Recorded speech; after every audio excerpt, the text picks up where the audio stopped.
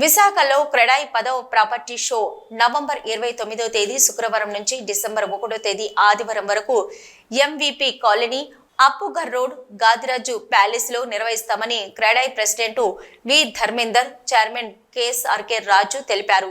విశాఖలో ఇంతవరకు 9 క్రెడాయి షోలు విజయవంతంగా నిర్వహించామన్నారు. దేశంలో రెండో అతిపెద్ద ఉపాధి రంగమైన రియల్ ఎస్టేట్ వినియోగదారులు, వ్యాపారులకు వేదికగా ఈ ఎక్స్పో నిలుస్తుందన్నారు. విజయవాడ వరద బాధితులకు తమ సంస్థ నగర శాఖ తరపున 10 లక్షల రూపాయలు, రాష్ట్ర శాఖ తరపున 50 లక్షల రూపాయలు విరాళంగా అందజేశామన్నారు. అనంతరం క్రెడాయి ఎక్స్పో బ్రోచర్ ను విడుదల చేశారు. కార్యక్రమంలో క్రెడాయి సభ్యులు, ఎస్బీఐ సిబ్బంది తదితరులు పాల్గొన్నారు.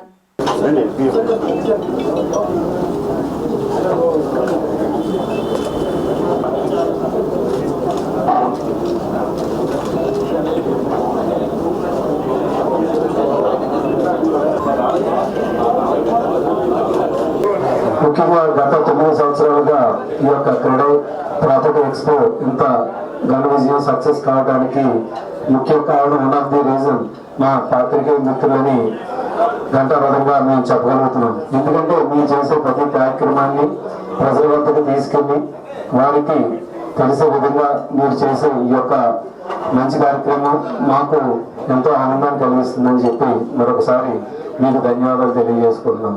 విశాఖపట్నం అనేది పాస్ట్ 9 years నుంచి సక్సెస్ఫుల్ గా వెరీ లార్జ్ స్కేల్లో ఈ ప్రాపర్టీ ఎక్స్పోస్ కండక్ట్ చేస్తుంది.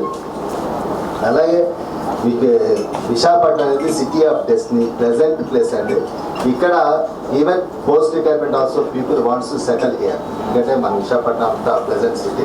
మాకు స్టేట్లో 20 చాప్టర్స్ ఉన్నాయి.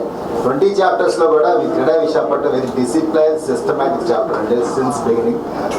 మీకు ప్రాపర్టీ ఎక్స్పోస్ కూడా నిన్న క్రెడాయి రాజమండ్రి ఇనాగ్రేషన్ అయింది. ఆల్రౌండ్ మినిస్టర్ శ్రీ కథ దుర్గేష్ గారు ఇనాగ్రేట్ చేశారు. ఉన్న 20 చాప్టర్స్లో కూడా లార్జ్ స్కేల్లో మెగా ప్రాపర్టీ ఎక్స్పో చేసేది ఒక క్రెడాయి విశాఖపట్నం.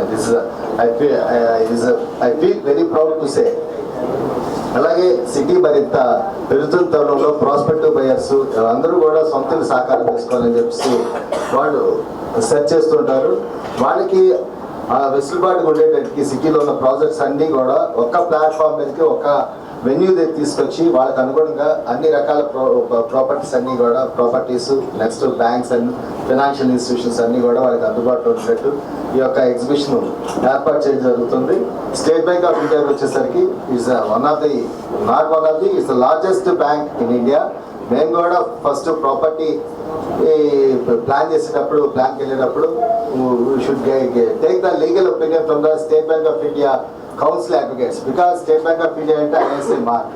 మేము even though we don't have necessity to use the project finance, కానీ స్టేట్ బ్యాంక్ ఆఫ్ ఇండియాతో ప్రాజెక్ట్ ఫైనాన్స్ తీసుకుంటే కనుక కస్టమర్స్కి ప్రాస్పెక్టివ్ బయర్స్ కింద ఒక భరోసా స్టేట్ బ్యాంక్ కూడా వీళ్ళతో సైన్ చేస్తున్నారు. కాబట్టి this property is not doesn't have any legal issues.